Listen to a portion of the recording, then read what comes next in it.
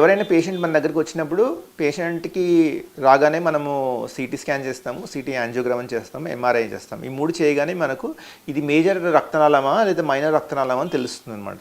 ఇది మైనర్ రక్తనాళం అయితే సింపుల్గా మందులు ఇచ్చేస్తాము, యూజువల్గా సెటిల్ అయిపోతుంది. అదే మేజర్ రక్తనాళం అయితే ఏమవుతుంది అంటే అది దాన్ని బ్లాక్ అయిపోతే దానికి 2 రకాలుగా చూస్తాము. ఒకటి ఇది పేషెంట్ మనకు వచ్చిన టైంలో వచ్చేస్తే ఒక ఇంజెక్షన్ ఇస్తాము. ఆ ఇంజెక్షన్ ఇవ్వడం వల్ల ఆ లోపల రక్తం గడ్డ అక్కడ ఉన్న క్లాట్లో బ్రెయిన్లో ఏర్పడిన క్లాట్, రక్తనాళంలో ఏర్పడిన క్లాట్ అనేది కరిగి మళ్ళీ రక్త ప్రసరణ జరుగుతుంది.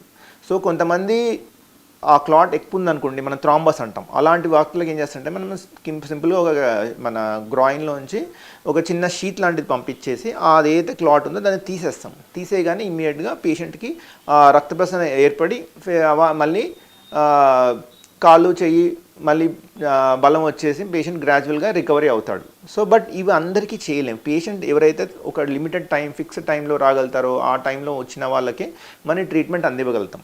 కొంతమంది డిలేడ్గా వస్తారు. ఫర్ ఎగ్జాంపుల్ కొంతమంది వాళ్ళ ఊర్లో ఉంటారు, అక్కడ మందులు ఇస్తారు, లేదు రికవరీ కావట్లేదు, ఇంకా ప్రాబ్లం అయింది, మళ్ళీ కోమాలోకి వెళ్ళిపోతున్నాడు అన్న వాళ్ళని మళ్ళీ తీసుకొస్తారు. అప్పుడు చూసేసరికి ఏమవుతుందంటే బ్రెయిన్లో ఒక పార్ట్ ఆఫ్ ద బ్రెయిన్ చనిపోతుంది అనమాట. సో దానివల్ల ఏమవుతుందంటే బ్రెయిన్ లోపల బాగా ఒత్తిడి పెరుగుతుంది.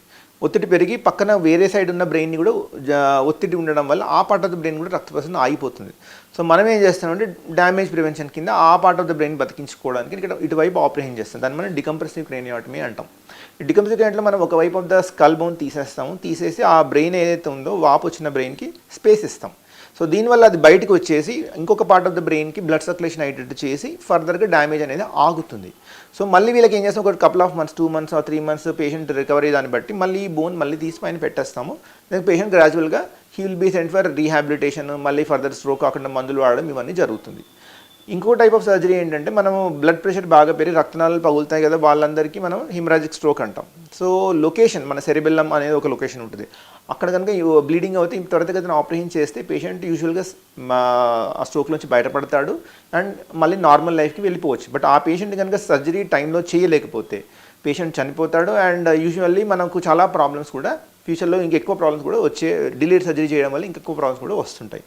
ఇంకొంతమందికి మనము సింపుల్గా ఇంతకుముందు ఓపెన్ చేస్తుంటే ఒకవైపు right side or left side depending ఏ వైపు వస్తే ఆ వైపు దాన్ని చూసుకొని అక్కడ చిన్న లోపలికి వెళ్ళి మనం క్లాట్ తీసేయాల్సి వస్తుంది. ఎందుకంటే బ్రెయిన్ లోపల బ్లీడింగ్ అయింది కాబట్టి ఏది రక్తనాళం కొంచెం బ్లీడింగ్ అవుతుందో దాని నుంచి ఆ రక్తనాళాలను సీల్ చేయాల్సి వస్తుంది.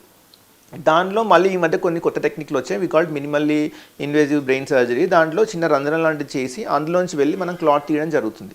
సో దానివల్ల మనకి మళ్ళీ సర్జరీ చేయడం అనేది, మళ్ళీ ఓపెన్ చేసి మళ్ళీ క్లోజ్ చేయడం, ఇంకోసారి ఓపెన్ చేయడం అనేది ఇవన్నీ అవసరం ఉండదు అనమాట. సో అట్లాంటి బట్ అది కూడా ఒక స్పెసిఫిక్ సబ్సెట్ ఆఫ్ పేషెంట్, అందరికీ చేయలేము. బట్ ఎవరైతే కొన్ని క్రైటీరియా మ్యాచ్ అవుతారో వాళ్ళకి డెఫినెట్గా ఆ సర్జరీ చేస్తే మనము మళ్ళీ వాళ్ళకి ఇంకో సర్జరీ అవాయిడ్ చేయొచ్చు. సో ఇలాంటి సర్జరీస్ అన్ని చేయడం వల్ల చాలామంది పేషెంట్స్ రికవరీ అవుతున్నారు. బట్ వీటన్నిటికంటే ముందు మనం చూసుకోవాల్సింది అవి ఏవైతే రిస్క్స్ ఉన్నాయో అవి రాకపోతే స్ట్రోక్ రాకుండా చూసుకోవాలి. మనం ఈ ఏదైనా ట్రీట్మెంట్ అనేది prevention is always better than cure. So కాబట్టి మనం ప్రివెన్షన్ చూసుకుంటే ఈ పేషెంట్ ఇటువైపు రాకుండా చూసుకోవాలి. వచ్చిన తర్వాత మనకు వేరే ఆప్షన్ ఉండదు, ఈ ట్రీట్మెంట్ తీసుకోవాల్సిందే. వాటికి ఉండే ఫర్దర్ కాంప్లికేషన్స్ కానీ బ్రెయిన్ డ్యామేజ్ అనే దాని ఎఫెక్ట్స్ కానీ మనం చూసుకొని చేసుకోవాల్సి వస్తుంది. కాబట్టి అందరూ చెప్పేది ఏంటంటే ఎవరైతే ఆ రిస్క్ ఫ్యాక్టర్స్ ఉన్నాయో అవి రాకుండా చూసుకోండి.